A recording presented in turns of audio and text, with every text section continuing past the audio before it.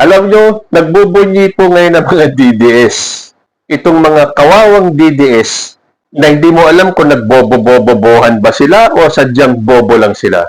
Kasi sabi po dito sa balita, Korte Suprema ibinasura ang petisyon na kumikilala sa quorum na nagluklok kay Senator Gatchalian bilang acting Senate President.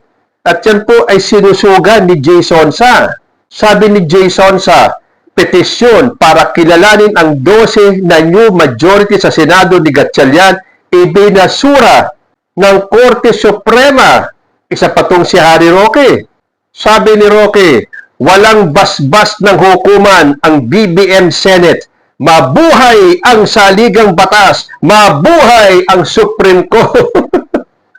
Alam niyo, abogado po yan si Harry Roque, ha? Pero tulad ng lagi kong sinasabi, kahit na anong talino ng abogado, kapag sila ay naging abogado ng mga Duterte, nalulusaw po yung utak.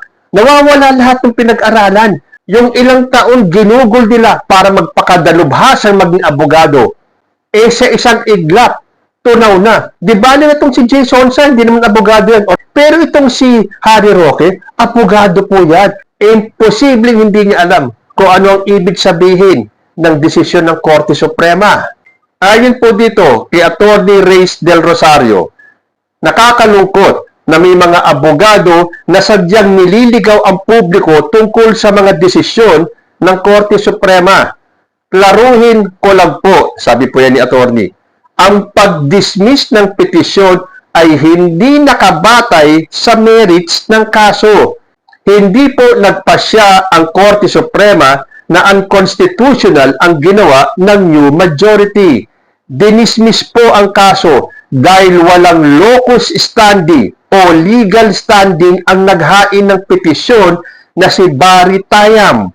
Ibig sabihin, wala pong direktang epekto sa kanya ang pangyayaring kanyang kini-question, kaya hindi siya ang tamang tao na magsampa ng kaso. Uulitin ko po, walang naging desisyon kung tama o mali ang ginawa ng new majority. Ang naging desisyon lamang ay wala pong legal standing si Barry Tayam upang questionin ito sa korte. So, kung walang legal standing itong si Barry Tayam, sino ang meron? Si Alan Peter Cayetano, na dapat nagsampa na siya ng reklamo sa Korte Suprema. Eh, bakit hindi niya ginagawa? Puro siya pa press con, puro siya pa FB Live. Dahil gusto niyang makuha yung simpatya ng taong bayan. Eh, hindi naman simpatya ng taong bayan ang magbabalik sa'yo sa pwesto, Cayetano. So, kahit na anong sabihin ng mga kaalyado mong sila Jason Sa o itong si Harry Roque, ang nauuto nyo lang at napapaniwala ninyo ay ang mga DDS. Kawawa naman ang mga DDS.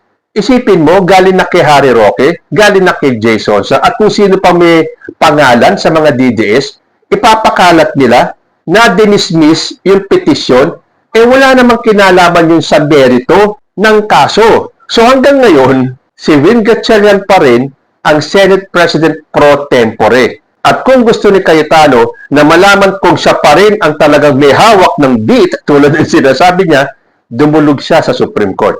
Pero sa ngayon, lahat na nasa favor ni Win Gatchalian. In fact, noong nakarang araw, yung mga pagpipirma-pirma ng mga cheque na manggagaling sa Land Bank ay nasa pangalan na ni Win Gatchalian.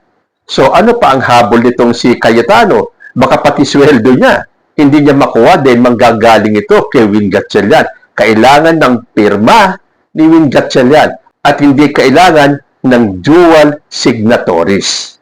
So kung hanggang kailan magkakapit ko itong si Cayetano, eh bahala siya sa buhay niya. Nauubusan na po sila ng panahon dahil malapit na ang impeachment trial ni Sara Duterte at yun ang gustong-gusto nilang harangin. Kaya gustong manatili ni Cayetano sa pwesto. Pinagyigiitan pa niya na siya daw ang magpre-preside sa impeachment trial ni Sara Duterte. Malabo ka na, Cayetano. In fact, si Win Gatchalian ang magpe-preside tulad na sinasabi niya. Pero ang latest issue po ngayon, sa ibang senador nila ipapahawak kung sino ang magpe-preside. At ang napipisil nila ay si Kiko Pangilinan na isang abogado. So abangan po natin, dahil malapit na ang impeachment trial ni Sara Duterte, In fact, para may pre-trial sa June 18, hindi ba? Yan po ang pakaaabangan natin. So, siguro sa susunod, ang Supreme Court maglabas ng desisyon, tagalugin nyo. At para maintindihan itong mga DDS na nagdidiwa ngayon, tapos ipupush pa ni Harry Roque na nabasura daw. Harry Roque, kawawa ka naman.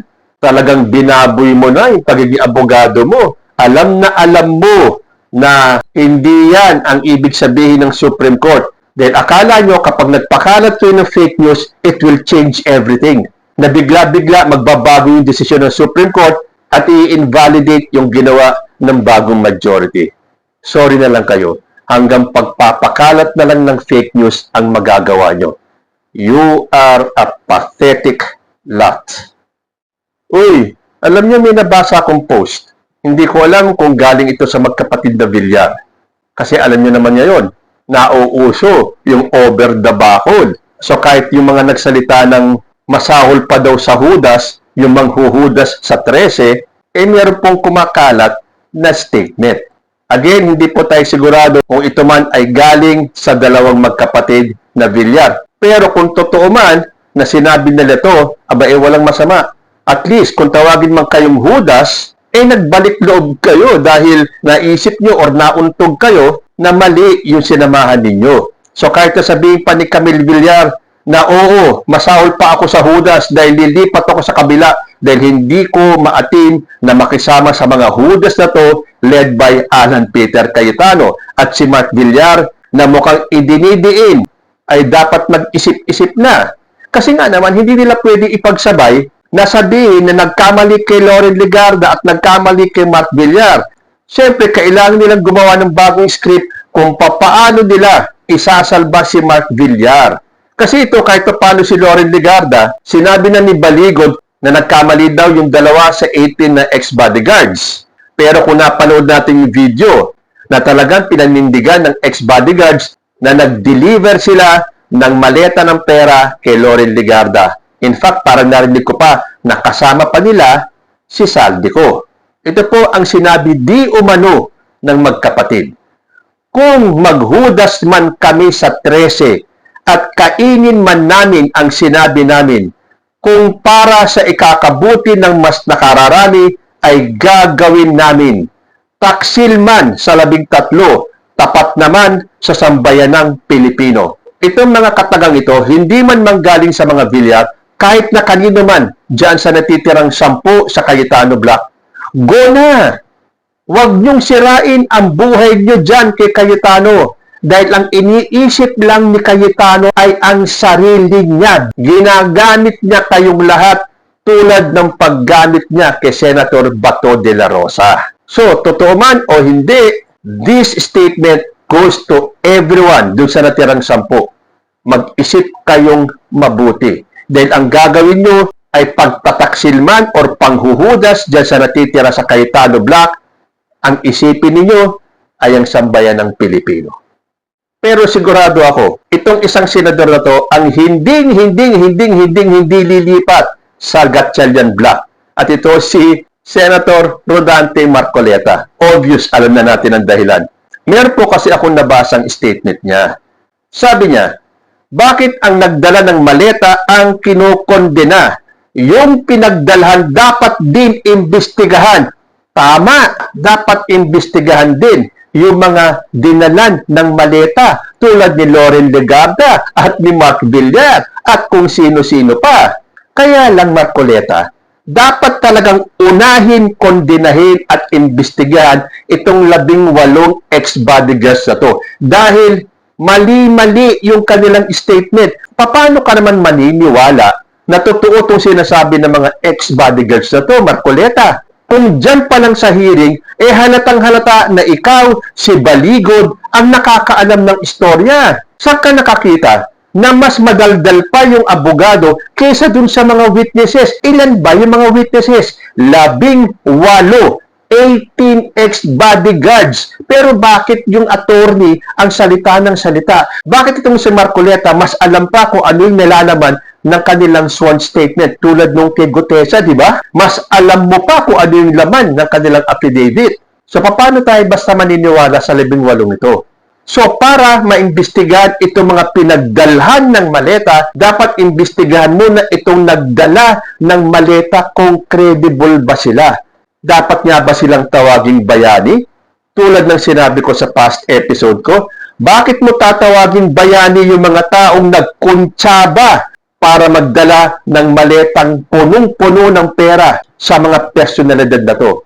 Alam ba nila kung para saan yung pera? I'm sure alam nila. Bakit sila nakipag-connive? Yan ba ang trabaho ng mga Marines? Ang magdala ng mga illegal na pera kung saan man galing yung mali-maletang perang yon sa mga personalidad nito? Oh, bakit ngayon? Sasabihin pa nila na meron daw mga panibagong set of witnesses. Bakit? Kulang pa ba yung 18? Dadagdagan nyo pa yung character sa circus? Pinagtatawanan na nga itong 18 ito? Itong tinawag ni Loren Legarda na mga bayani. O ayan, masasabi mo pa bang bayani sila, Loren Legarda? Ngayong dinawit kanila sa maleta issue na yan? Kahit na ano pang sabihin ni Balikod na nagkamali lang pala sila, utot nyo, nagkamali, talagang makikita sa video na inamin, pinanindigan ng mga ex-bodyguards na nagdala sila ng pera kay Loren Legarda. At hindi na yan mabubura kahit na ipilit pa ni Baligod na sabihing nagkamali lang itong mga ex-bodyguards na to. So kung kailangan bang imbestigahan itong mga dinala ng maleta, yes, totoo. Pero dapat muna nating imbestigahan yung mga nagdala ng maleta kung credible witnesses ba sila. Dahil kung credible yung mga yan, ilan na po ang nagdemanda? Patong na ang mga nagsampa ng kaso dito sa ex-bodyguards na to. Kaya dapat itong mga ex-bodyguards na to, unahan mo, Atty. Baligod, magsampa na rin kayo sa korte ng inyong mga kaso. Sampahan nyo ng kaso yung mga nagsampa ng kaso sa inyo para magkaalaman na. Hindi yung puro sa media kayo nagsasalita. So abangan natin kung ano ang mangyayari sa mga isinampang demanda dito sa 18 ex-bodyguards na to. At oo, kasama nga pala dyan si Baligod at si Mike Defensor sa mga kinasuhan nung mga nagkaso sa kanila. And finally, matagal-tagal ko nang hindi nababanggit si Vice President Sara Duterte sa aking mga vlogs. Medyo na nahimik ng konti itong si Sara Duterte dahil pinagbigyan niya sila Alan Cayetano mag-ingay. Paingayin niyo ng gusto para mapagtakpan yung impeachment trial ko. So ngayon nag-comment siya tungkol sa gulong nangyayari sa Senado. Sabi ni Sara Duterte, yung kaguluhan sa Senado ay nagsasalamin ng leadership ng administrasyon. Yung kaguluhan at kawalan ng direksyon ng ating bansa ay nagsasalamin kung ano yung klase ng leadership meron ang nakaupo sa palasyo at ang ating administrasyon. Galing ni Sara Duterte. Meron po tayong separation of powers. Hindi dapat mangialam ang executive sa legislative sa judiciary. Kaya nga itong sinampang kaso sa SC, binasura nila. Wala silang nilabas na desisyon tungkol sa kung legal o valid yung ginawa nila Gatchalian. Hindi sila makikialam. Dahil para sa kanila, dapat ang Senado ang magresolba ng kanilang internal problems. At hindi makikialam si President Bongbong Marcos sa sigalot nila until such time na humingi sila ng special session. So, ano itong sinasabi ni Sara Duterte? Nagsasalamin daw sa leadership ng administrasyon. Unang-una, sino ba ang nanggugulo sa administrasyon, sa gobyerno at sa bansa? Sabi ni House Deputy Speaker Paulo Ortega, Ma'am Vice President, respectfully, parang mahirap sisihin ang Malacanang sa gulo ng Senado kung karamihan sa mga bida sa drama ay mga BFF at political allies mo rin. Baka before pointing fingers, check muna kung sino ang nasa group chat. Totoo naman eh. Sino ba ang nanggugulo? Di ba puro kaalyado ni Sara Duterte? Mula nung inagaw nila Cayetano kay Tito Sen ang Senate presidency, to the point na utuin ni Cayetano si Senator Bato para lumitaw after hiding for 6 months para lang ibigay ang boto niya at makaupo si Cayetano. Hindi ba't nagsunod-sunod na ang gulo sa Senado? Tapos sasabihin ni Sara, kasalanan ni President Bongbong Marcos kaya nagkakagulo sa Senado. Kayo ang nanggugulo sa Senado at hindi lang sa Senado. Sa buong bansa, ginugulo ninyo dahil natatakot kayo sa magiging outcome ng impeachment trial ni Sara Duterte. I-acquit man siya ng mga Duterte senators, malalantad naman sa buong Pilipinas at sa buong mundo ang mga kawalangyaan na ginawa ni Sara Duterte sa ating bansa. But again, ganyan po talaga ang style ng mga DDS. Ganyan ang style ni Sara Duterte. Maninisi, maninira, mambabatikos, na akala mo wala siyang nagawang kawalangyaan sa atin. Pero kung titingnan natin how the events are unfolding, kitang-kita na po ng buong Pilipinas at ng buong mundo that the Duterte boat is sinking. Kayo po, ano ang masasabi ninyo sa mga nagaganap sa Senado ngayon? Comment lang po down below and I will see you in my next video. Diyos ti Agina.